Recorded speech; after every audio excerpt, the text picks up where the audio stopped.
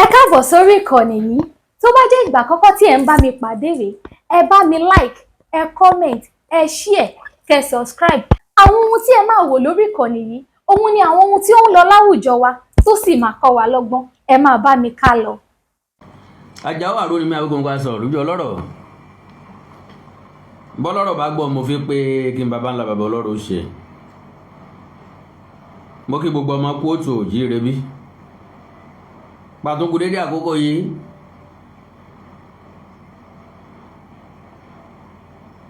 Iṣẹ́ ìríjú wa ò ní bàjẹ́ o. Láṣẹ Èdùmàrè. Mo nígbàgbọ́ pé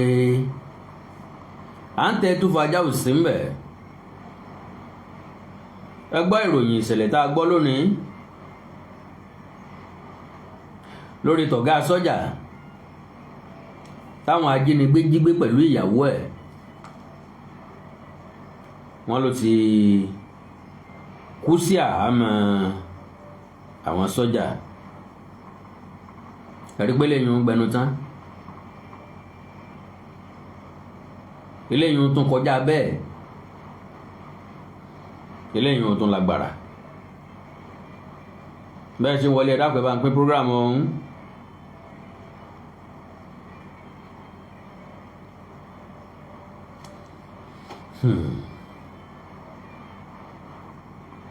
Ọlágbára o.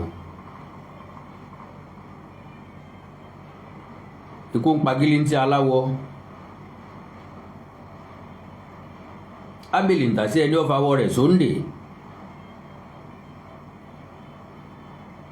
Àgótọ́gbọ́n sásálẹ̀ bì tí mú pa yìí o. Abọ̀ nítorí olóṣè. Kọ́lọ́wọ́ ṣàánú wa ni o.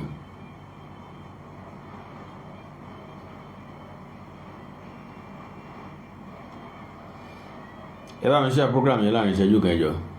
Bóyá kájọ ṣe gbogbo ẹ̀yin tó láyé o. Ọmọdé ìlú pẹ̀lú àgbàlagbà o. Aláṣọ ló lòwú, alápatà ló lọ́bẹ. Àwa ni bódò sàn, àwa tún ni bódò rò.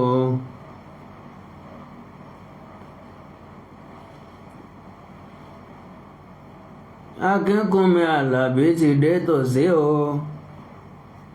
Jẹ́ kájọ ṣe lètò tó gorí àléfà o. Bóyá kájọ ṣe àwọn kan kò gbẹ́rù dórí.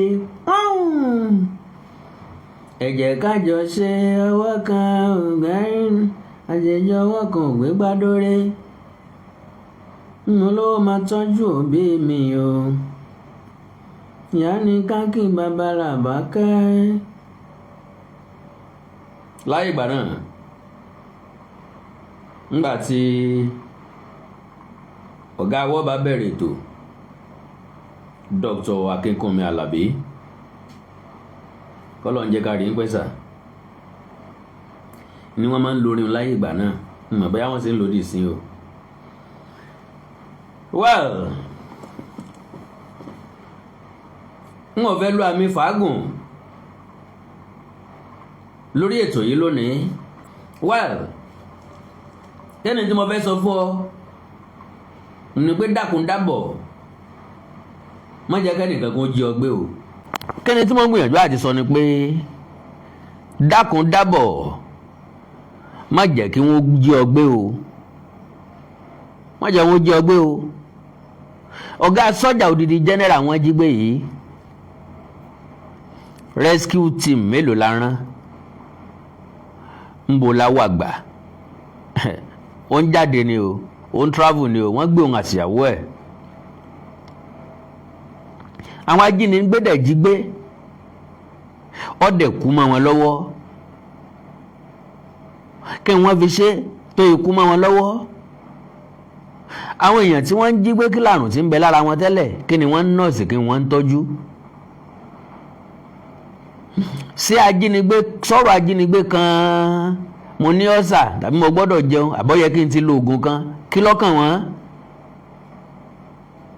Ẹ̀yin náà ti wá rí gbangba wípé compulsorily ní fún wa láti rẹ́yìn sùmọ̀mí àti ìjínigbé lórílẹ̀‐èdè Nàìjíríà. Ẹ wo adúrú aburú tó ti mú bá wa, ẹ wo wàhálà tó ti dá sí wa lọ́rùn, ẹ wo bínú gbogbo orílẹ̀‐èdè Nàìjíríà ṣe wà nínú dààmúdàbò. ṣe rí reason tó fi yẹ kẹ́ mọ́ lọ lẹ́mọ́ káfí ọ lọ láfè.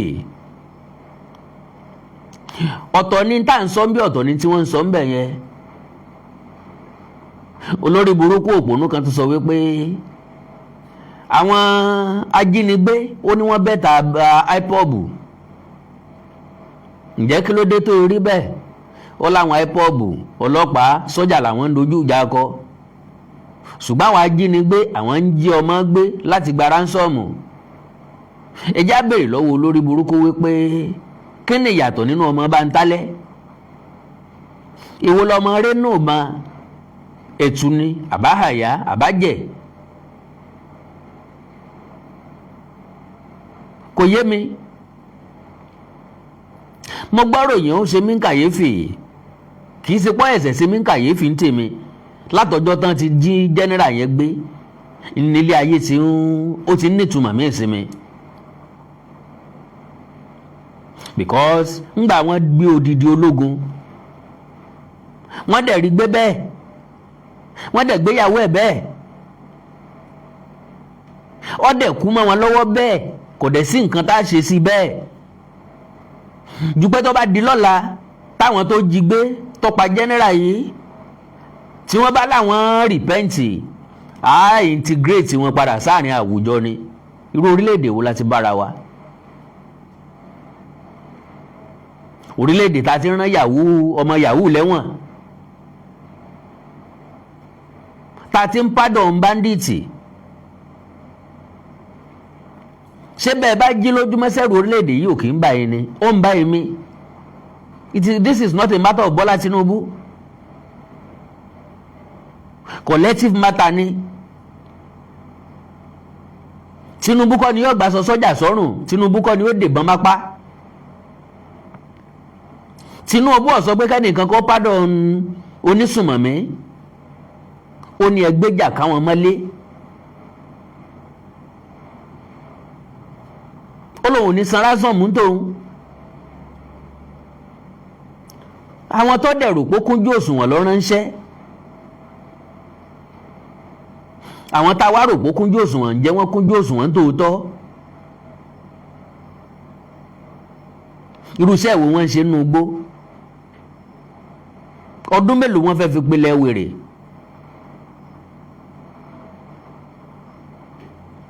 àwọn onísùnmọ̀mí wọ́n wá di ààrẹ mọ́ wa lọ́wọ́ because àwọn gan pàṣẹ ju Bọ́lá Ahmed Tinubu lọ. Bọ́lá Ahmed Tinubu ò lè kọ̀máǹdì mi kí n mówó wá, kò lè kọ̀máǹdì ẹ̀yin náà kẹ́ mówó wá. àwọn bandits lè kọ̀máǹdì ká máa gbọ̀n jìàjìà káàkiri, ká máa sáré káàkiri. ilé ẹbí yín ti fẹ́ wó wọn ní mówó wá, òun complain láti ẹjọ́ yìí. bandit jí ọ níyàwó gbé, ó jí ọlọ́mọ gbé, wọ́n béèrè 10 million, ó wá ń sáré káàkiri, ó wá ń wówó jọ.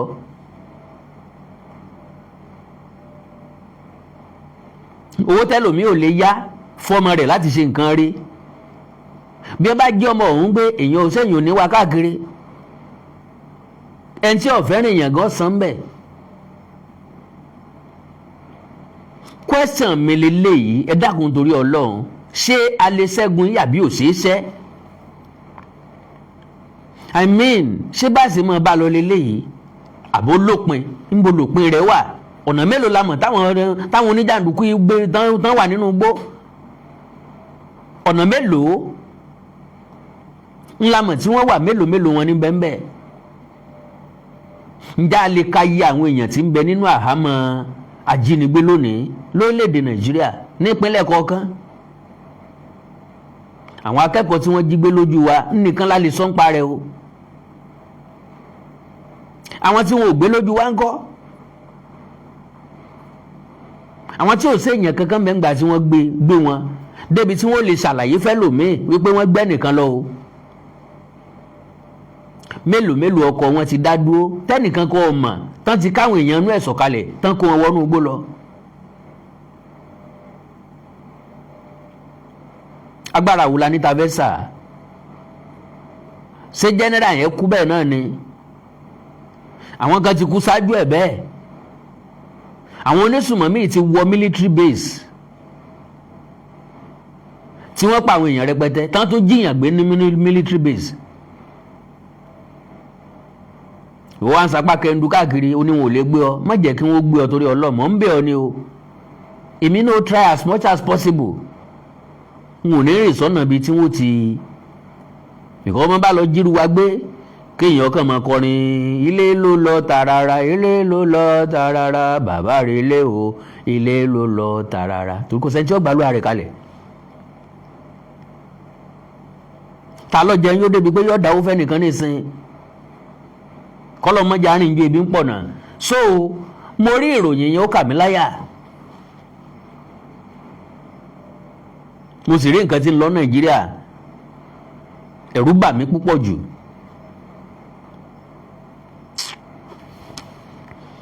ẹ bá ń fi sẹ́kọ̀ǹsì méjì pín program yẹn jọ ẹ má bínú ẹjọ́ torí Ọlọ́run.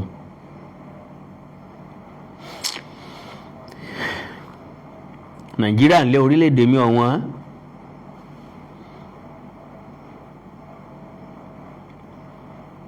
ìlú tá a fi wàrà tó yín púpọ̀ dá lọ́lá.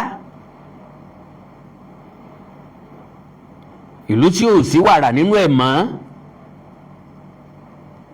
débi tá a rọ̀wọ́ yín ẹ̀ là. tàbí ká sọ pé ìlú tí wàrà abẹ wà lọ́wọ́ èèyàn péréte.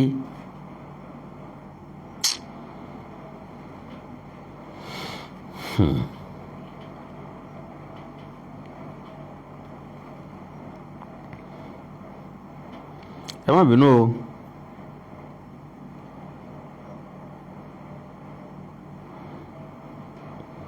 ẹ má bínú ẹ dákun ẹ bá ń pín o ẹ bá ń pín o ẹ dákun ẹ dákun ẹ dákun.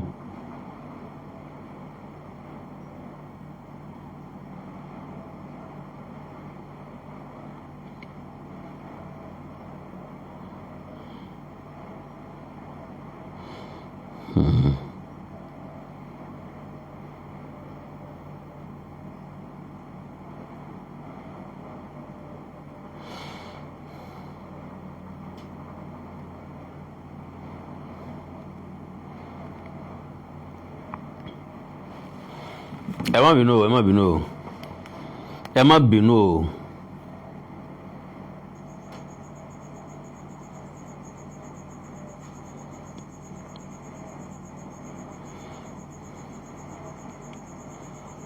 ẹ borí jì mí o èmi náà kọ́ o èmi náà kọ́ o.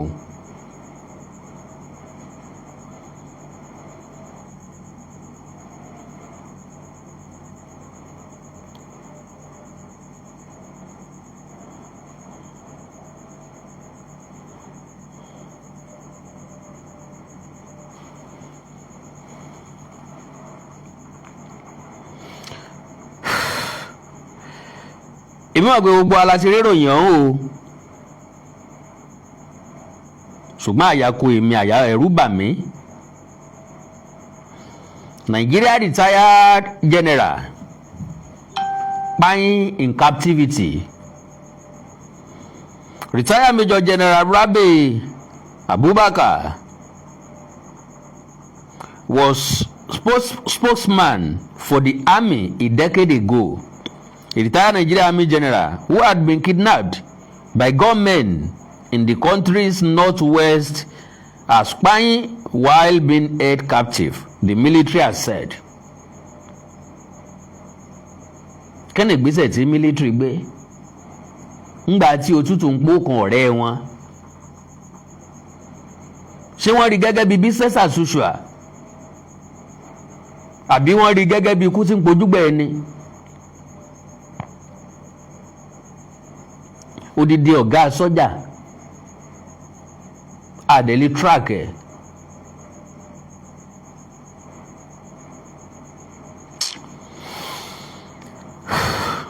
A retired Nigerian Army general who had been kidnapped by gunmen, okay, Major General Rabi Abubakar, who had a high-profile job as military spokesman between 2015 and 2017, was abducted with his wife while traveling in Katsina State last month. Látòṣù tó lọ wọ́n ti jí gbé. No group has said it was behind the kidnapping. Ìyẹn túmọ̀ sí pé àwọn Boko wọn ò pa wọn ni, àwọn ẹ̀sì wọn ò pa wọn ni, àwọn bandi wọn ò pa wọn ni, àwọn iswa wọn ò pa wọn ni. Gbọ́ ta ni ó fọ̀bẹ tó nù jẹ́sù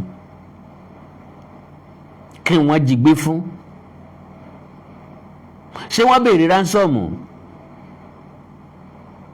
Ṣé kú rẹ̀ sọ lọ́wọ́ nǹkan kan nú? Ṣé jíjí gbé ẹ̀ sọ lọ́wọ́ nǹkan kan nú? Ńgbà jí ọkọ àtìyàwó gbé,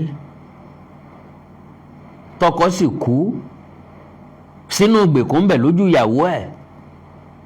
Irú trauma wo nìyẹn? Kí lórílẹ̀-èdè yìí ń fún wa? Kí ló yẹ kó orílẹ̀-èdè yìí ó fún wa? Àwọn tí ń bẹ lórí wa, àwọn tí ń so lórí wa, ǹjẹ́ wọ́n ever rò ó rí? Pọ̀ yẹ kó orílẹ̀-èdè yìí ó pín bá a ṣe ń rò ó ń tiwa.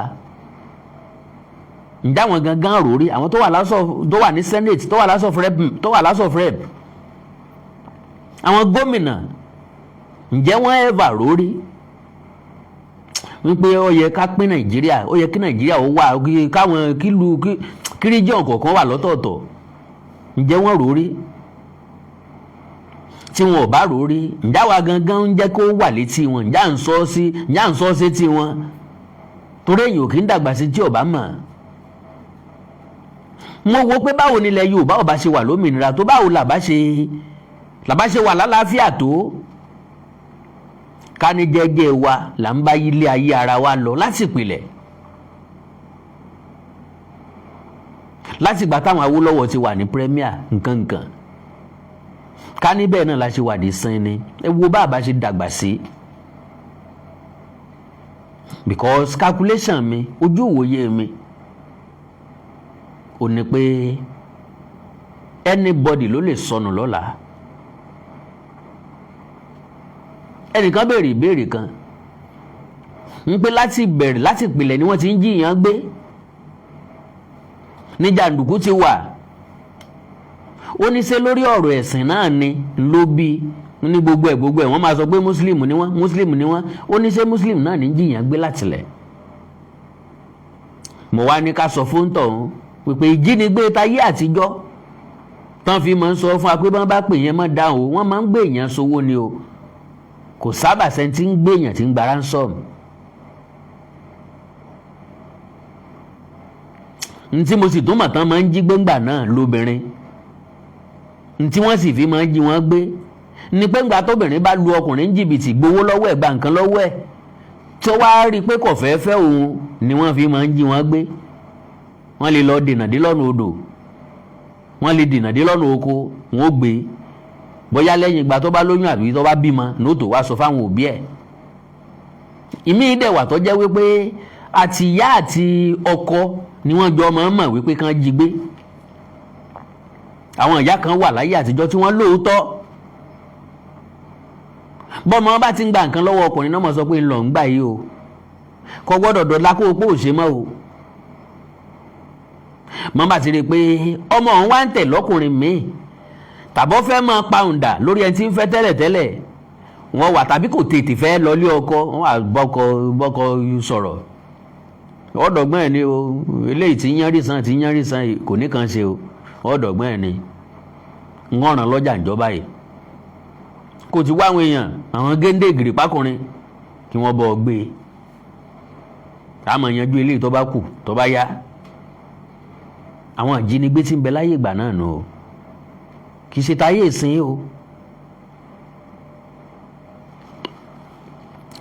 The abduction and death of Abubakar highlights the continuing security challenges facing parts of northwest Nigeria bó ntó dé bá wa ní south kí la pè léyìn ọ̀pọ̀lọpọ̀ abúlé ìpínlẹ̀ Kwara ni wọ́n ti sá kúrò nílé, làwọn ọba wọn ò wálé mọ́.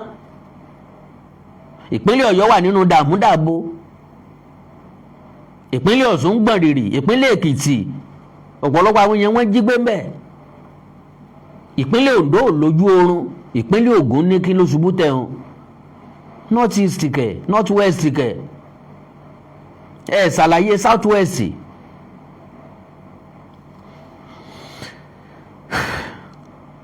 Where criminal gangs known locally as bandits frequently carry out kidnapping for ransom, as well as cattle rustling and attacks on rural communities. Ǹjọ́ ọmọ tí wọ́n ń pè ní cattle rustling? Ká dédé pa ẹni tí ń da màálù, ká jogún màálù rẹ̀. Ọmọ pé lẹ́yìn náà wà lókè ọya, ọmọ pọ̀ wà káàkiri. Tí wọ́n pa ẹni tí ń da màálù, tí wọ́n kó màálù rẹ̀ lọ. Ǹjọ́ tó bá rí gbákọ́ ló tó rámì. Ni wọ́n ń pè cattle rustling. Some militant jihadists have also operated in the region.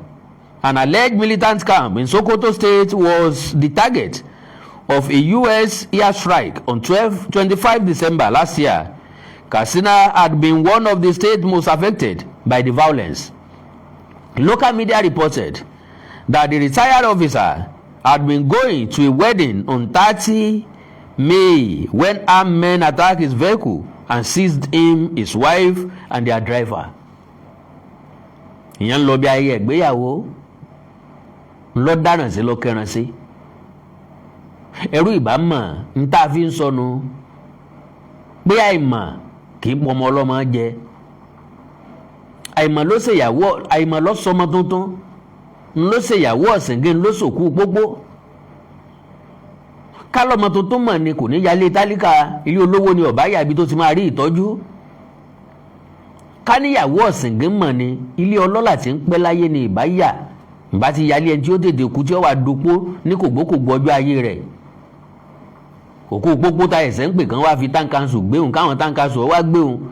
Kálọ́mọjọ́ tá a sùn tá a ní jí mọ́ ni ìjọ́ tí ó kù sí pópó tó kúrẹ́ ọmọ ráre ńlẹ̀ ẹlẹ́hun yóò jẹun tán yóò fẹ̀yìn lébùsùn bí kú bá dé amẹ́nire lójú oorun. Tí kálẹ́ni ẹlẹ́ni mọ̀ yóò fowó ránṣẹ́ fáwọn onígbéyàwó pé ẹ wò ó ẹ̀jẹ̀ ń bá ń wá séńjì kan o n ò ní lè wá o. Iṣẹ́ kan díwọ́ mo nípe gbàjáwìrì kọ́mọ jáde ńlẹ́njọ́ náà. Bóyá ọ̀yẹ̀yẹ̀ ikú ọ̀bá yẹ̀ lórí awo. Bóyá ṣẹlẹ̀ tó ṣẹlẹ̀ ìbá ti ṣẹlẹ̀ sí ẹni ẹlẹ́ni out of love.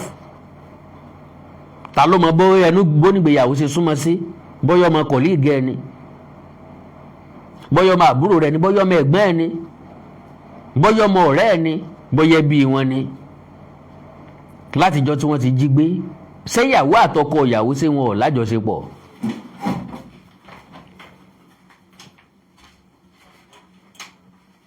Ẹ gbádùn mi sà, ẹ gbádùn mi mà. General yìí àtìyàwó ẹ̀ àti driver wọn tí ń wà wọ́n lọ ni wọ́n jí gbé o. Níbi ìgbéyàwó wọn ń lọ o. Ibi kíni? Ibi ìgbéyàwó wọn ń lọ. Mo wá ń béèrè pé ọkọ ìyàwó àtìyàwó ọ̀sìngín ṣé nítorí pé wọ́n jí general yìí gbé wọn ò jẹ́ látìgbà náà? Ṣé wọn ò bára wọn lájọṣepọ̀? Ṣé ìṣe honeymoon gan ni wọ́n wà? Ṣé wọ́n ti kúrò ní honeymoon? Ńlá fi pé ìbànújẹ́ nìkan ò túlù. Ṣé wọ́n mọ̀ pé torí àwọn gan wọ́n ṣe jí gbé? Okay. Days before news of his death emerged, a video shared on social media appeared to show Abubakar in captivity. He was seen with an apparent injury to his left leg alongside his wife and other hostages. The military said it chose not to comment publicly on the abduction while efforts to free those in captivity were being made. In deference to ongoing rescue efforts by security agencies, the armed forces withheld public comment while every operational resource was deployed in hope of securing his safe return. The whereabouts and condition of Abubakar's wife remain unknown, but a military spokesman said that ongoing operations have since been further intensified to bring perpetrators to justice and to dismantle all terrorist networks threatening our nation. Kí ló dá yín dúró tẹ́lẹ̀tẹ́lẹ̀ tẹ́ ẹ̀ tí dismantle wọn àtẹ̀yìnkọ́gbọ́n agé tí ajá agé létí tán ẹ̀sẹ̀ ń tọ́jú abẹ wọ́n pẹ̀ ní ẹlẹ́ni dànù wọ́n fi ṣòfò ẹ̀wá lẹ́fẹ́ kí ni tó wí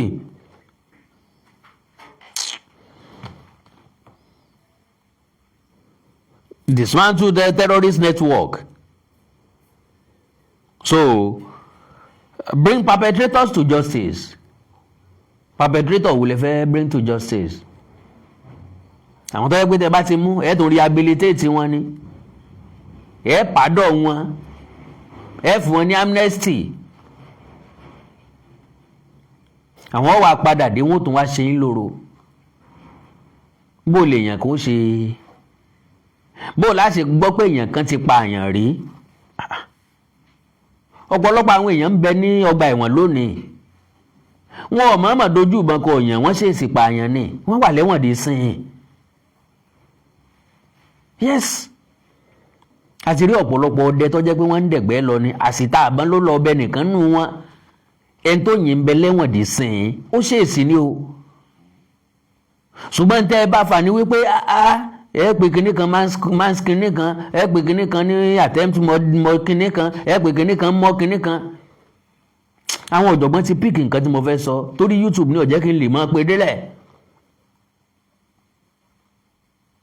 kó má dàbí nǹkan pé nǹkan tí ń dẹ́rù báyàn là ń sọ lórí ètò n tó bí nìyẹn attempt mọ tàbí manslaughter ẹ ti máa understand ẹ̀ bẹ́yẹn ẹ wá rí ẹni tó mọ̀ọ́mọ̀ pààyàn gangan tó mọ̀ọ́mọ̀ jíyàn gbé ọmọ kékeré tí ò tí ì pé 20 years ó lóun ti pààyàn more than 100 ẹ̀dẹ̀ rehabilitate ẹ̀dẹ̀ pardon ẹ̀fọ́ eléyìn náà ní amnesty what kind of country is this? bọ́n bá rí sójà wọn ń pa sójà ń pa kópa.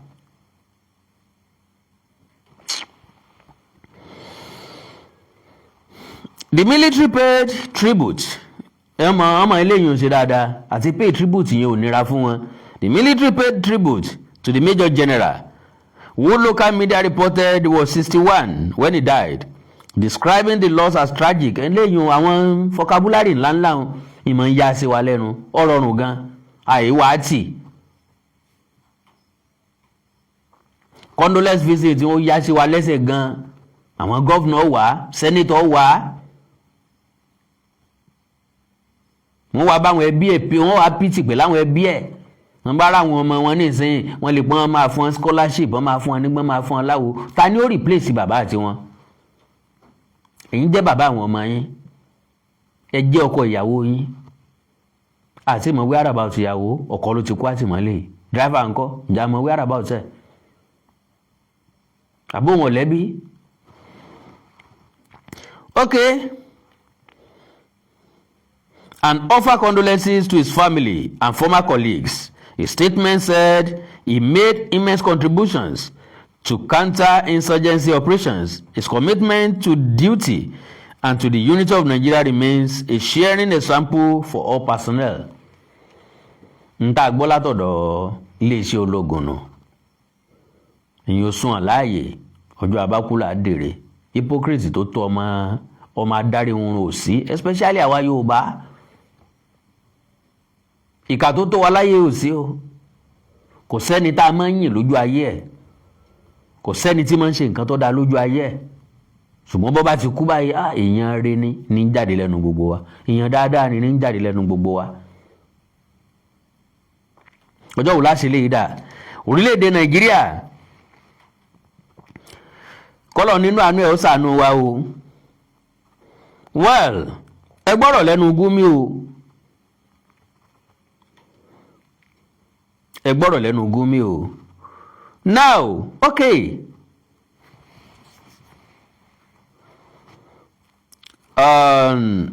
Ẹ gbọ́ Gúmi. ask a battery of questions, how do you expect me to convince you? Let me step one by one. IPOB is attacking the police, is attacking the army. Ẹ dákun torí Ọlọ́run ẹ̀yin dádì àti mọ́mì mi mọ̀ ní o. Ṣé wọn ò lè gbé Gumi ni wọn ò lè arrest Gumi? Ṣé wọn ò lè question ẹ̀? Ó láwọn IPOB wọ́n ń kọlu ọlọ́pàá, wọ́n ń kọlu àwọn army. Attacking INEC, government institutions, killing our men in service. Now, bàbá wa wò dáadáa náà. Because ẹnìkan sọ̀rọ̀, ó ní àbí ẹnìkan wo tiẹ̀ lọ sọ̀rọ̀, Olúwo ó ní ọ̀pọ̀lọpọ̀ àwọn tí wọ́n ń bínú. Ó láwọn èèyàn kan wà tó jẹ́ pé inú ń bí wọn. Bó ló yẹ ká béèrè pé kí ni ń bí wọn nú? Ẹni tí inú ń bí tó rápátá ńlẹ̀ tí ò lè forí sọ. Ẹni tí inú ń bí tí tírélà iléepo ń kọjá lọ tí ò lè bọ́ sójú ọ̀nà fún. Bó ni ó ṣe máa kanra má wa? Oníbóyè bí ń pa àwọn èèyàn kan. Can you imagine that? Tẹ́bí bá wá ń pa àwọn èèyàn, sáwà láàfún ló ń jẹ.